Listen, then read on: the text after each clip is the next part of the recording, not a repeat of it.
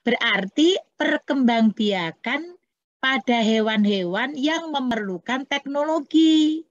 Tetapi tadi mohon maaf untuk kelompok 1 mestinya tidak usah tadi memasukkan seperti tunas, terus kemudian apa itu namanya perkembangbiakan apa tadi kata dan sebagainya. Sekarang Ibu tanya deh kelompok 1 nanti jawab. Apakah tidak ada masukan atau diskusi dari kelompok 1? Huh? Coba ayo. Kok hanya inseminasi buatan saja? Bukannya teknologi itu ada beberapa. Ada cloning, ya kan? Tadi nggak disinggung sama sekali. Ibu semalam sih udah gini, waduh, ini kok kelompok ini dari sini gitu. Tapi ya udah tak kasih masukan ya, seperti itu. Jadi anak-anak poin-poinnya saja.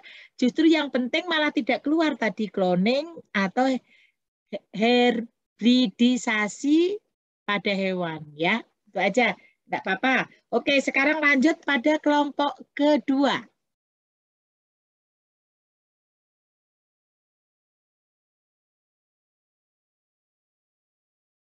Sudah terlihat belum, Bu? Sudah, sayang? Saya Sudah mulai, Bu. terlihat jelas? Assalamualaikum warahmatullahi wabarakatuh. Selamat pagi semuanya. Perkenalkan kami dari kelompok 2 akan mempresentasikan hasil diskusi kami tentang perkembangbiakan hewan secara teknologi.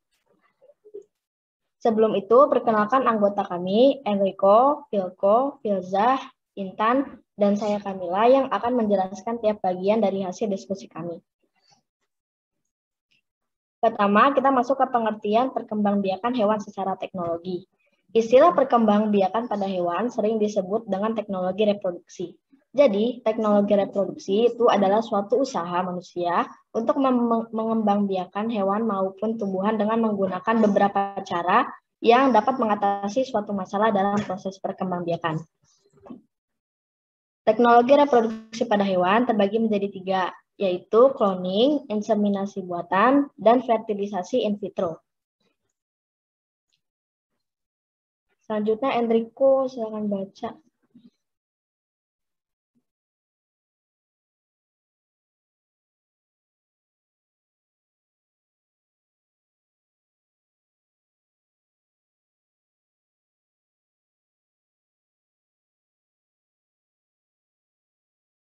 Mana Enrico? Atau bisa di-handle yang lain, Nak? Diganti sama Vilko aja, Vilko silakan baca. Oke. Berarti cloning adalah suatu proses dalam menghasilkan suatu individu dari jenis yang sama atau populasi yang identik secara genetik. Cloning merupakan suatu proses melalui reproduksi aseksual yang seringkali terjadi pada alam serta dialami oleh beberapa bakteri, serangga, ataupun tumbuhan. Prinsip kerja cloning adalah menyalin materi genetik atau DNA dari suatu individu dan memasukkan ke dalam suatu embrio untuk menggantikan materi genetik atau DNA embrio tersebut. Setelah embrio tumbuh akan menghasilkan individu baru seperti yang dikloning. Jenis-jenis cloning. Yang pertama ada cloning DNA rekombinan, yang kedua ada cloning reproduktif, yang ketiga ada cloning terapeutik.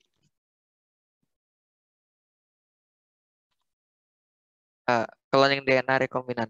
Cloning DNA rekombinan adalah suatu perpindahan beberapa rantai DNA yang dikehendaki melalui suatu organisme di suatu replikasi genetik. Misalnya cloning DNA merupakan penyisipan DNA pada plasmid bakteri guna mengklon satu gen. Cloning reproduk. Yang kedua, cloning reproduktif. Cloning reproduktif merupakan teknologi yang digunakan untuk memperoleh hewan yang sama. Yang ketiga, ada cloning terapeutik. Cloning terapeutik adalah salah satu jenis cloning yang dibuat guna memproduksi suatu embrio manusia sebagai bahan dalam suatu penelitian yang bertujuan untuk memperoleh sel batang yang difungsikan untuk mempelajari perkembangan manusia serta dalam penyembuhan penyakit.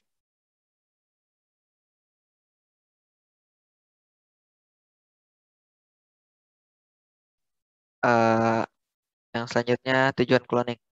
Cloning bertujuan untuk memproses saat mengganti sel telur dengan sel telur yang dapat membentuk organisme, dengan kata lain sel somatis. Saat berhasil akan membuat sebuah embrio, dan embrio tersebut akan diletakkan pada rahim sang betina. Manfaat cloning. Pengembangan teknologi reproduksi biologi dan diferensiasi mengembangkan dan memperbanyak bibit unggul, menolong pasangan infertil untuk mengganti jaringan tubuh yang rusak, melestarikan spesies langka, dan meningkatkan resistensi tanaman budidaya dan hewan ternak.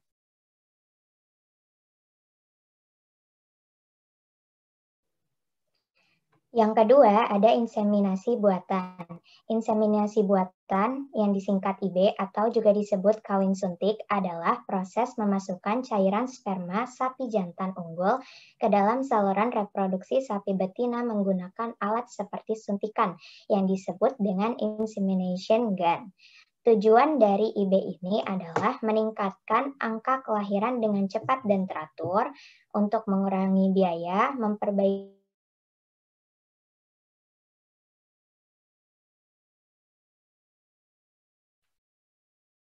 mutu genetika ternak dan penyakit kelamin. IB memiliki manfaat yang banyak, yaitu efisiensi waktu, efisiensi biaya, dan memperbaiki kualitas anakan sapi. Dengan IB ini, kita juga dapat mengatur jarak kelahiran ternak dengan baik, mencegah kawin sedarah, dan dapat menyimpan sperma dalam jangka waktu yang lama, bisa beberapa tahun. Juga dengan IB bisa menghindari kecelakaan saat perkawinan. Biasanya terjadi karena fisik pejantan yang terlalu besar dan menghindari berbagai penyakit kelamin. Tapi ternyata selain ada manfaat dari inseminasi buatan, ada juga kerugian atau akibatnya, yakni bisa terjadi kebuntingan bila waktu pelaksanaan IB tidak tepat. Maksudnya mungkin adalah tidak sesuai jadwal yang sudah diatur. Terus juga bisa terjadi kesulitan lahir bila sperma beku yang digunakan berasal dari pejantan berit besar, tapi disuntikan pada sapi betina berit kecil. Juga ternyata bisa terjadi kawin sedarah bila menggunakan semen beku dari pejantan yang sama dalam jangka waktu yang panjang. Dan terakhir bisa menurunkan sifat genetik yang buruk bila pejantan donor tidak dipantau. Jadi ketika menggunakan inseminasi buatan harus tetap teliti dalam pelaksanaannya dan harus melaksanakan langkah-langkahnya dengan baik.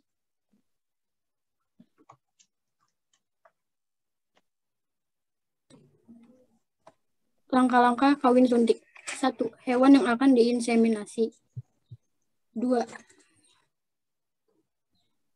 Masukkan tangan kiri kita ke dalam rektum dengan posisi mengunci untuk mengeluarkan feses. Bersihkan vulva dari fes dengan tisu. Tidak boleh ditekan agar fes tidak masuk ke dalamnya. 3.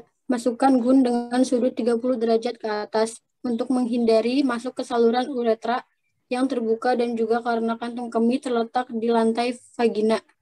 Dengan gun yang telah masuk sekitar 6-8 inci, angkatlah pangkal gun dan dorong ke depan sampai kontak dengan bagian luar serviks. 4. Jika menemukan serviks, maka serviks dan dorong ke depan untuk meluruskan vagina dan gun bisa mencapai serviks.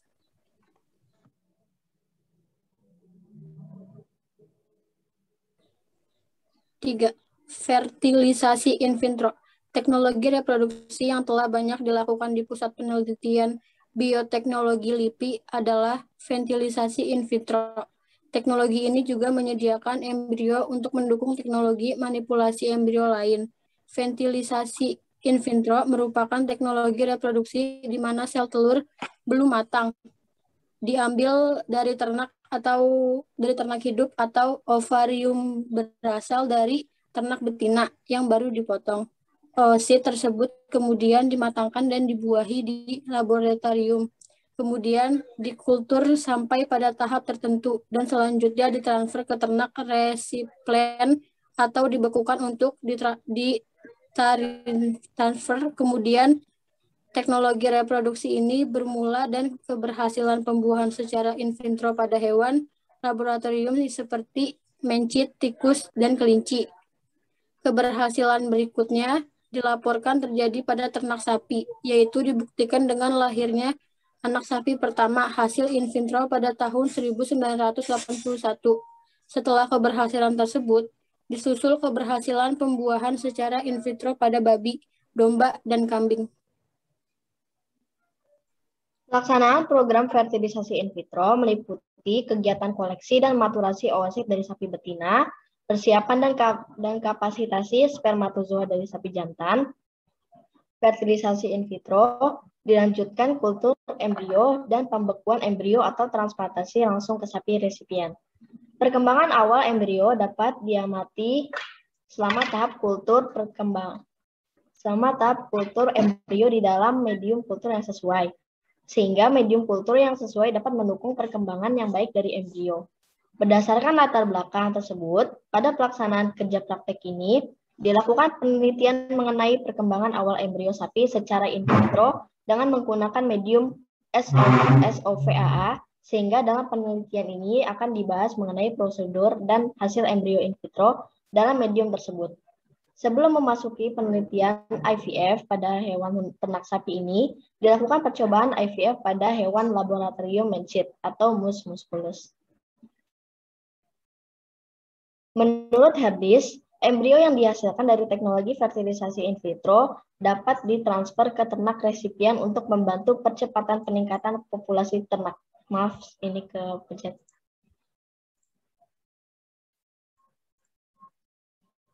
Dengan teknik fertilisasi in vitro, pemanfaatan oosit dari hewan yang dipotong merupakan cara produksi embrio yang ekonomis karena dengan cara ini, oosit hewan yang dipotong dapat dimanfaatkan untuk dijadikan bakal bibit. Hal ini tentu akan terasa sekali nilai tambahnya. Dalam pemanfaatan oosit hewan yang belum mati, semua potensi yang ada dapat dimanfaatkan karena terbatasnya daya hidup oosit. Sementara teknologi penyimpanan ovarium yang dapat mempertahankan viabilitas oosit dalam waktu yang cukup lama atau selama transportasi belum tersedia. Untuk meningkatkan fertilisasi dan fleksibilitas produksi embrio in vitro dapat dilakukan di luar laboratorium. Beberapa penelitian mencoba untuk menggantikan sumber atau peranan CO2 5% dalam mempertahankan pH medium. Berikut adalah prosedur fertilisasi in vitro. Di gambar sebelah kiri merupakan teknik flushing, yaitu teknik pengambilan embrio atau panen embrio yang diambil dari ternak hidup melalui bantuan cairan tertentu. Sekian dari kelompok kami. Mohon maaf apabila ada kesalahan. Terima kasih. Wassalamualaikum warahmatullahi wabarakatuh. Waalaikumsalam warahmatullahi wabarakatuh. Waalaikumsalam warahmatullahi wabarakatuh. Oke. Bagaimana? Ada yang mau memberikan saran atau masukan buat kelompok 2 atau bertanya?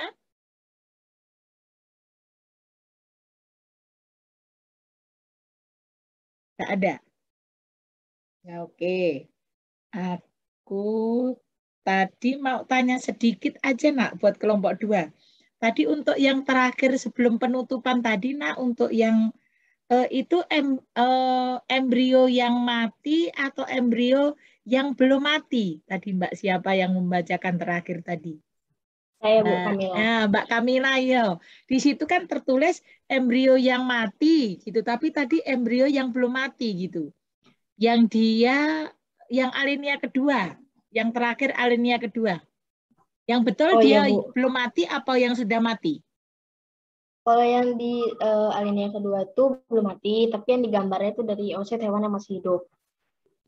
Dari embrio masih hidup. Berarti dari yang oke, terima kasih, Nak.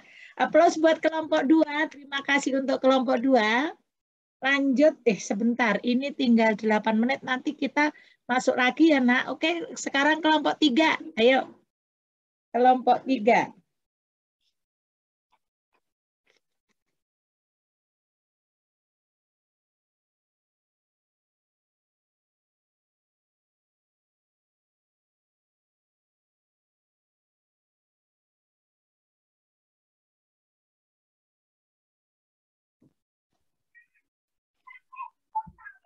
Assalamualaikum warahmatullahi wabarakatuh. Selamat pagi semuanya. Kami dari kelompok 3 akan memperkenalkan diri terlebih dahulu. Perkenalkan, nama saya Latifah, absen 14. Saya Khalila Alicia Faizal, absen 13.